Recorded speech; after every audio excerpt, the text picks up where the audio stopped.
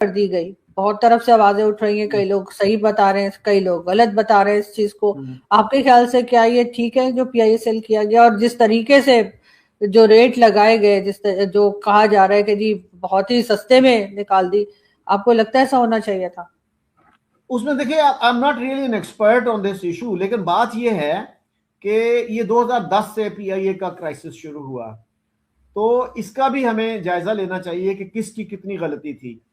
कि हमारे बहुत से हुक्मरान थे, वो ये देखे बगैर कि पीआईए के मुलाजमीन की तादाद कितनी होनी चाहिए, वो सियासी तौर पे भर्तियां उसमें करवाते रहे। तो दुनिया की, मेरा नहीं ख्याल कि कोई भी कामयाब एयरलाइन ये अफोर्ड कर सकती है कि आप सियासी भर्तियां करते रहें। तो they have to make their own decisions. उसके बाद फिर देखिए, इमरान खान के दौर में हमारे एक एविएशन के मिनिस्टर थे, गुलाम सरवर साहब, उन्होंने नेशनल असेंबली में आके कह दिया जी हमारे तो इतने पायलट हैं, उनके लाइसेंस जाली हैं।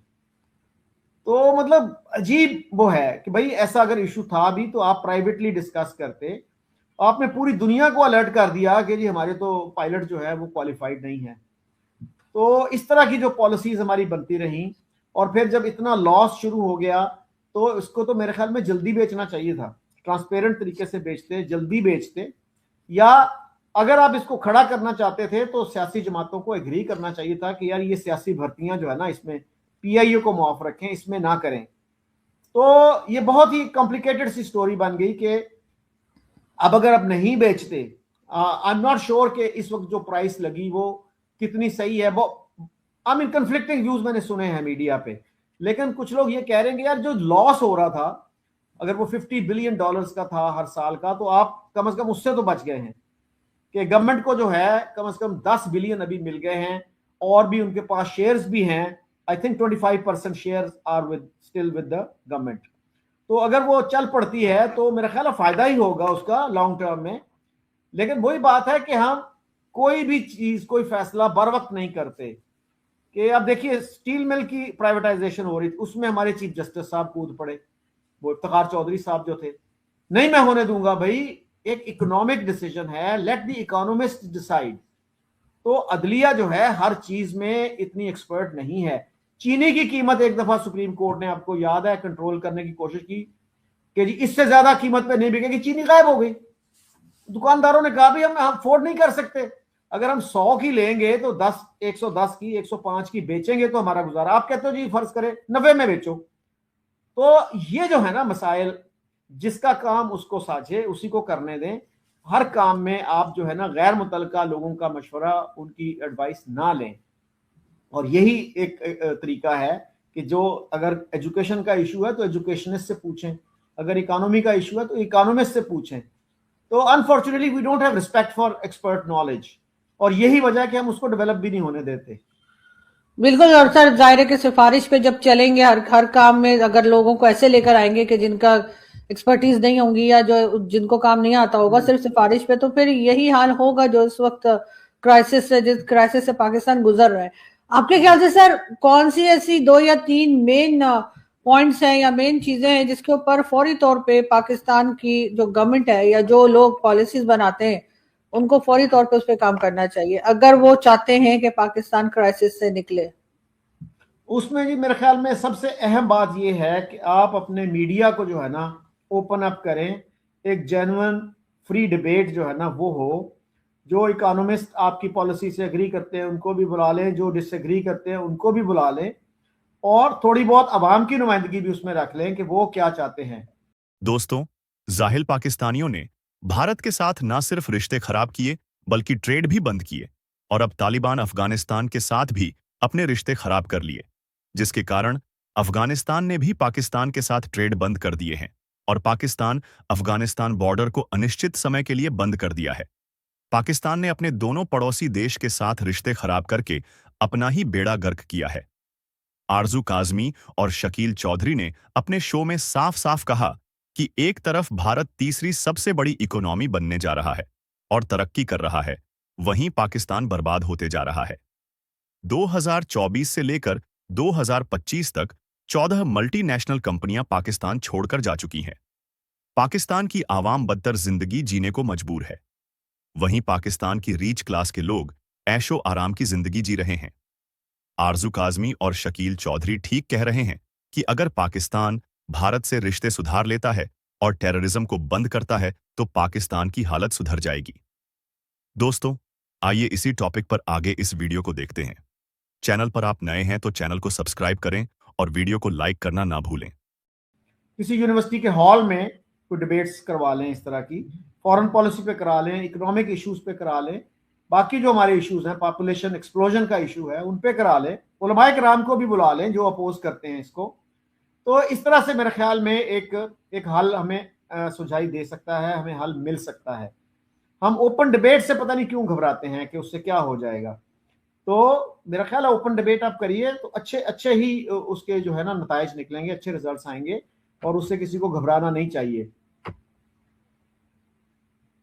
तो सर उसी से हर चीज का जो भी प्रॉब्लम्स चल रहे हैं सब आपको लगता है कि उसी से ठीक हो जाएंगे? इनको अपने खर्चे नहीं कम करने चाहिए? गवर्नमेंट जो इस वक्त पार्लियामेंट में जो लोग बैठे हैं या जो पार्लियामेंट लेकर आए हैं, इनके जो कह लीजिए जिस किस्म की गाड़ियां ये इस्तेमाल करते हैं, जो इनको अलाउंसेस मिलते हैं, वो तो भारत में भी पार्लियामेंटेरियंस को नहीं मिलते। और जिस तरह की यहाँ पर एक लग्जरी लाइफ जी जाती है उन लोगों को, ऐसी कंट्री में जो हर वक्त कर्जों पर रहती है, उनमें क्या ये सब कुछ जायज है? नहीं, बिल्कुल यही बात है कि जब आप इस तरह की ओपन डिबेट करेंगे ये सारे मसाइल आएंगे कि हम अपने जो है अफसरों को क्या मुराद देते हैं, बाकी मुल्क क्या मुराद देते हैं, कितनी सैलरी देते हैं, रिटायरमेंट के वक्त उनको क्या मिलता है। तो ये सारी चीज़ें ओपनली डिस्कस होनी चाहिए और मेरा ख्याल है कि वो ओपन डिबेट से बहुत हेल्प मिलेगी।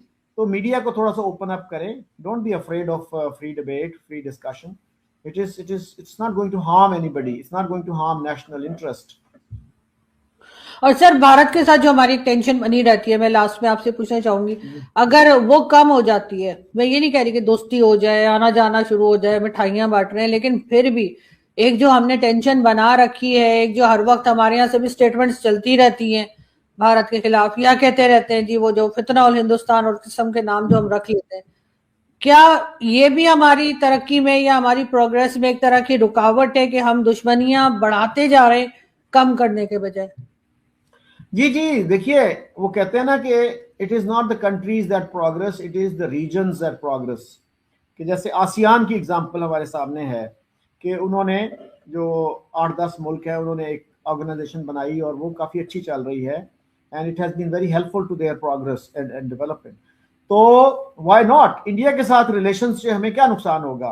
आई फेल टू अंडरस्टैंड।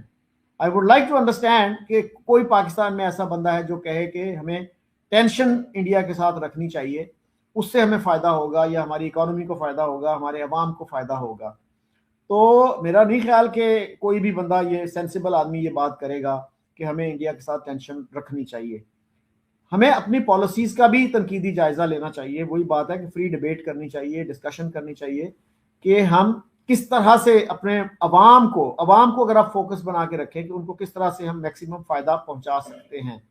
तो मेरा ख्याल है कि अवाम से भी पूछ लें बेशक, तो वो यही कहेंगे कि भाई इंडिया के साथ अगर अच्छे ताल्लुकात होंगे तो सबका फायदा है, इंडिया का भी फायदा है, पाकिस्तान का भी फायदा है। जैसे मैंने भी कोट किया, जनरल बाजवा कहा करते थे कि ट्रेड अगर होती है हमारी तो हमारा ज्यादा फायदा है। India is a bigger market, much bigger market than Pakistan.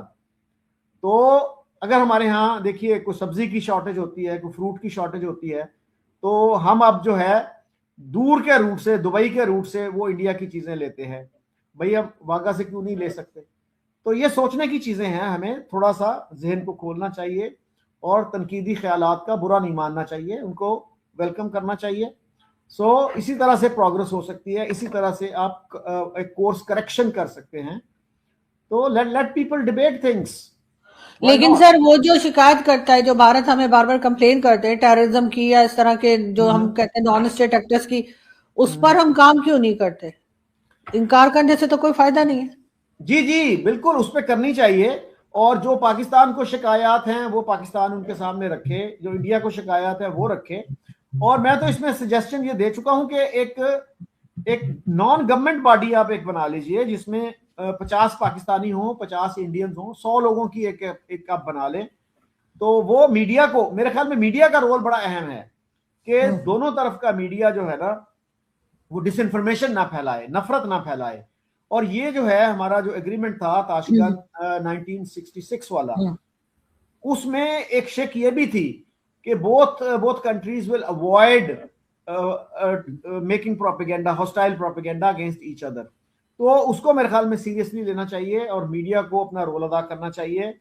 Pakistani journalist जो हैं वो इंडियन मीडिया को मॉनिटर करें और इंडियन जर्नलिस्ट पाकिस्तानी मीडिया को मॉनिटर करें, और वो हर हफ्ते नहीं तो हर महीने एक रिपोर्ट निकाले कि किस मीडिया ने किस तरह की रिपोर्टिंग की, किस तरह की डिसइंफॉर्मेशन की या नहीं की, और कौन सी मीडिया ऑर्गेनाइजेशन थी जिसने रिस्पॉन्सिबली बिहेव किया।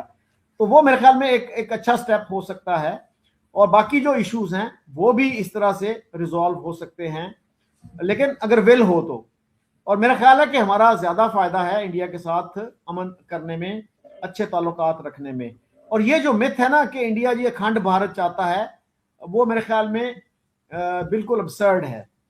यानी प्राइम मिनिस्टर मोदी ने जब वो चीफ मिनिस्टर थे उस वक्त भी ये कहा, और शाहिद सिद्दीकी को इंटरव्यू देते हुए कहा था, is the Muslim journalist based in Delhi, कि मैं नहीं चाहता भाई, मैं इंडिया के जो मौजूदा बॉर्डर्स हैं उनके साथ खुश हूं। और इवन प्राइम मिनिस्टर नेहरू ने ये बात की थी 1948 में, वो अलीगढ़ मुस्लिम यूनिवर्सिटी गए थे कॉन्वोकेशन पे, तो उन्होंने कहा अगर हमने जबरदस्ती पाकिस्तान को साथ में लाना होता तो हम पार्टीशन से एग्री ही क्यों करते। तो मतलब पार्टीशन से हमने एग्री किया, बल्कि आयशा जलाल, प्रोफेसर आयशा जलाल जो पाकिस्तानी बैकग्राउंड की हैं, अब अमेरिका में पढ़ाती हैं, वो तो यहां तक कहती हैं कि जिन्ना साहब तो पार्टीशन चाहते ही नहीं थे, नेहरू ने पार्टीशन करवाई। हमारे यहां उलट वो है कि नहीं नहीं नहीं नहीं, इंडिया तो अखंड भारत चाहता है, उनकी पार्लियामेंट में वो नक्शा लग गया है।